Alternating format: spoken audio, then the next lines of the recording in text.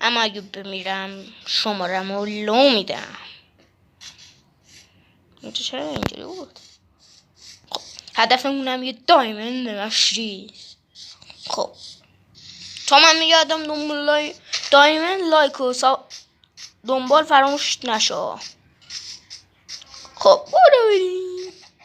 ای مرغ خوشگل بمیر دیگه، بمیر بیا اینجا مینم بابا، بمیر بمیر بمیر بمیر بمیر بمیر بمیر. من گوشتت رو مخویم. دمت گرم.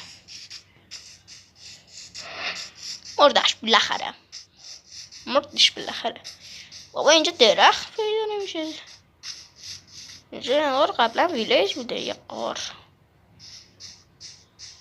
دارم برم توش همون میترسم یه هیرو را این دوباره در بیاد دستور.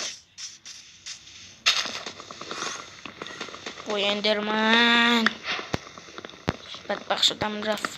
یا خدا نگاه نکن چشمش نگاه نکن.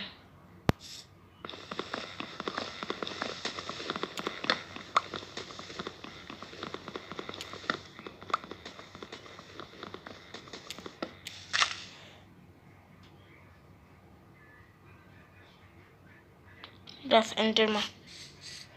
اصل چندای اصل.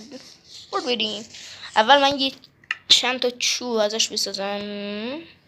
خب چوب میسازیم. بساز دیگه بابا، خسته شدم.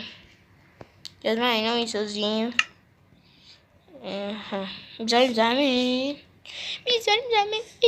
روش، بعدش میریم شمشیر میسازیم. دانش کار کن دیگه. میام فیاش میکنم.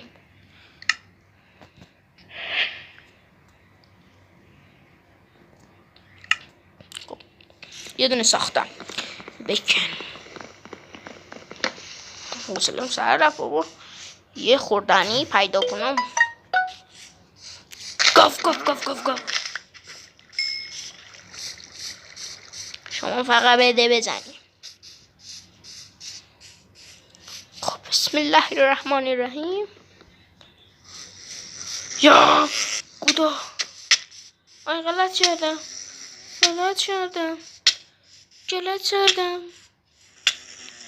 گام رو بر بینم.